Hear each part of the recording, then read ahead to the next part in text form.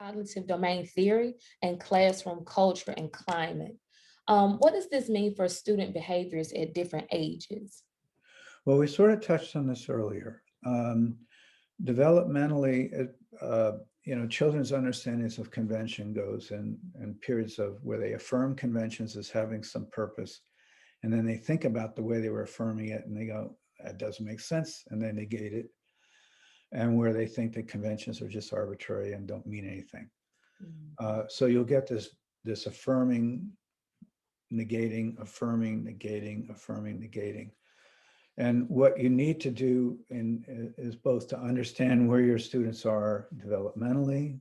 Periods of affirmation are like first, second grade, negation, third, fourth grade, affirmation, fifth, sixth grade, negation, seventh, eighth, ninth grade, a different affirmation. In around middle of eighth grade, ninth grade in there is the first time that kids actually understand that conventions are part of systems.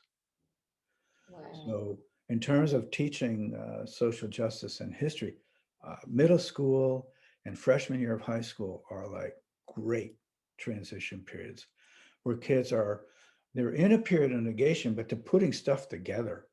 And it's a wonderful time in which to get kids to start thinking about social justice issues and how would we put a society together that actually was more fair. So in terms of classroom management and classroom atmosphere and everything else, um, working with kids in terms of where they are developmentally and helping them to think about rules rather than just simply imposing ourselves on them, okay? Just using adult power all the time. In the Mm. moral area, it really is a matter of having them reflect on and appeal to, um, you know, uh, how would you like it if somebody did that to you? As you get older, using things like restorative justice instead of just, okay, you're a bad kid, you have detention. Um, in fact, that's a whole discussion of what we call developmental discipline in the elementary school feeds into restorative justice in the middle school and high school, as opposed to simply using sort of school as a prison system. You can actually go into that. I like where this is going because it leads into our next question. What are teacher best practices to meet students' developmental needs? So if you want to flesh what you just said out, that would be perfect as well. Well, hmm. This is a long story. If because I mean, or just the basic principle is, as a teacher, read a little bit about, and on your website, there is all kinds of information about where are the kids developmentally who I am working with. And uh, uh, meeting where they are developmentally and helping them think through things instead of just, coming in and having a bunch of rules and punishments. Um, so it's hard for me to talk about this in just sort of an abstract way. Um, what I can tell you is that in middle school, Mhm. the best way to manage conventional violations, and the only way to manage it in middle school, is your personal relationship with the students. Mm. If the kids, okay, if they respect you and they feel that they're being treated with respect and mutual regard, they are going to go along with what they think are completely lame conventions, not because they think the rules are meaningful, but because they respect you and they're going to respect what you are asking from them. In the meantime, you're working with them on constructing their understanding of why these rules actually are sensible and why we need them if we're going to have a school that functions as a community instead of just chaos. But while they are negating convention in middle school, I'll just give you that as an example. If you're simply going to use adult power, you're not helping them figure out what the conventions are for, but Mm. you are helping them learn to hate school. Okay. Wow. All right. The other thing is to be able as a school and as a teacher to recognize that a child may be coming in with a set of cultural standards that are different from the school, Mm. that have to do with personal expression, and that maybe the school needs to be a little more flexible. So you get this with children who have cultural ways of doing their hair, and they'll come to school, and the school will send them home and say, you can't come in here because your hair is too high on your head. Now, I wish I was making this up. There was a young a teenager in California who was kicked out of school because his dreadlocks were too high. Wow. He had a Jamaican background, and it was a part of his community to have the dreadlocks. Now it had to go to the courts for the school to finally realize that this kid wasn't a bad kid. He wasn't a gangster. He wasn't creating problem. He's expressing who he is through the way his hair is. So this is this third domain, this personal domain. You've got to have some space in the school to negotiate between the conventions of the school and the communities the kids are coming from. Now, this is true for public school. In private schools, they don't have to serve the public. So they could say to this family, well, you know what? We respect your Jamaican culture, but that's not our culture at the school. Take it or leave it. You know, whereas in a public school, you're serving the public. So that's a whole other issue.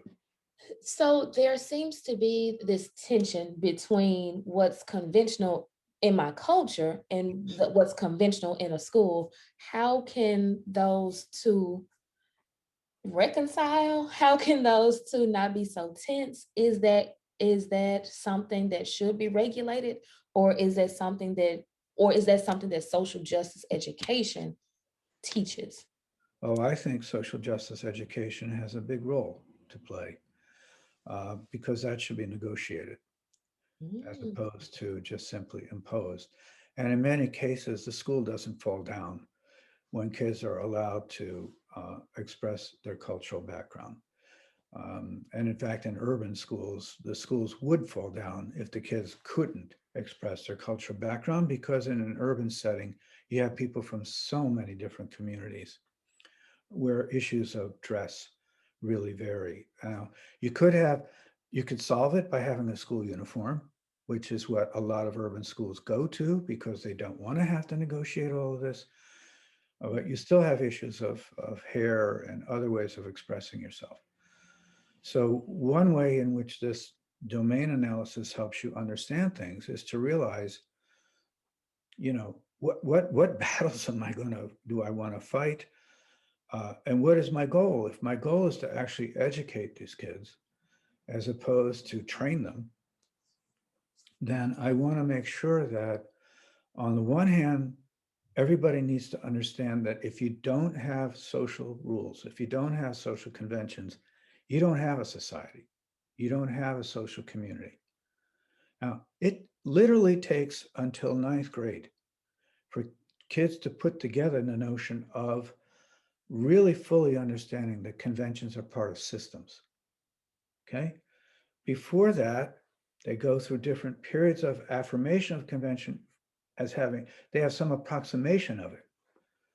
So it's a really an interesting process developmentally of watching how kids build their understanding of what conventions do and why they matter.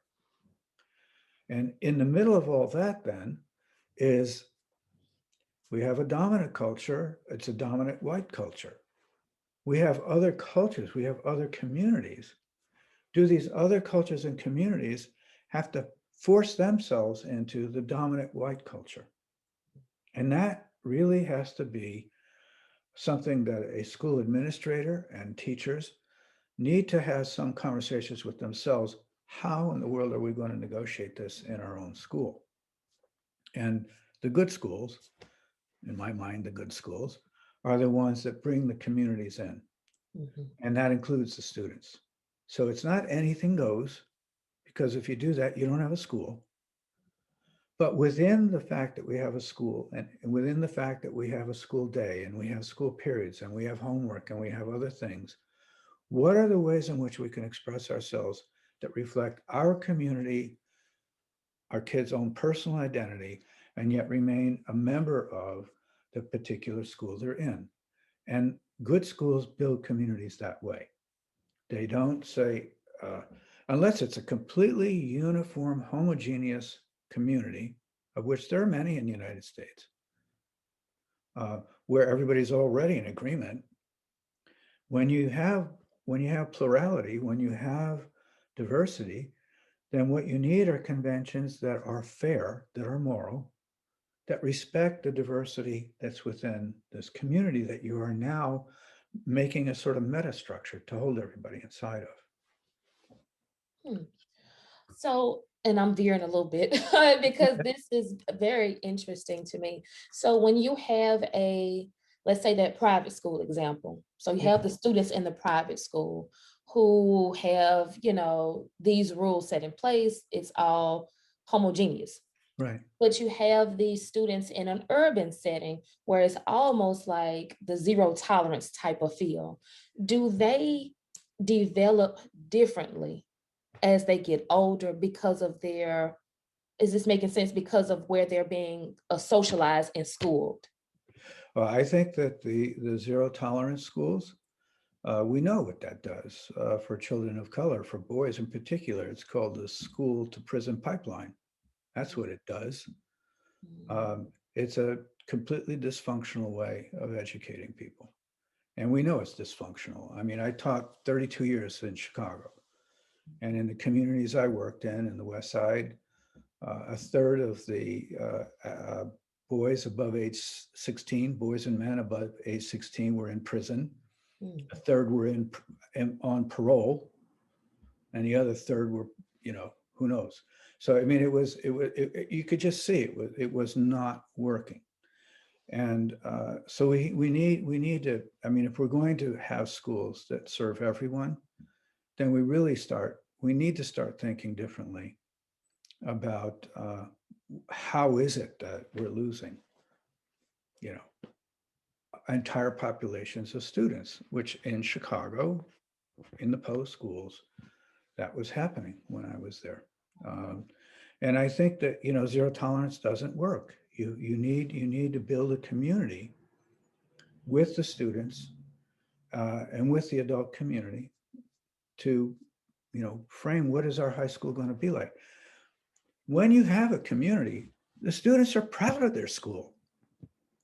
They're proud of their school. They wear their jackets. The whole thing. They'll say, Like a "Oh, I went to brand. so and so's school." Yeah, It's that's almost like a brand, yeah. yeah, Wow. and they identify with it. So I mean, that's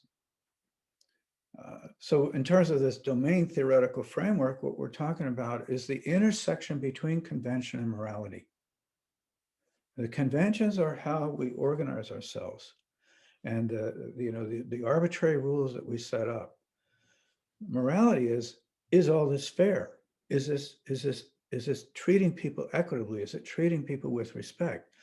So there's a dialogue between morality and convention, and it isn't that morality is defined by rules, it's that morality is intersecting and interacting with rules.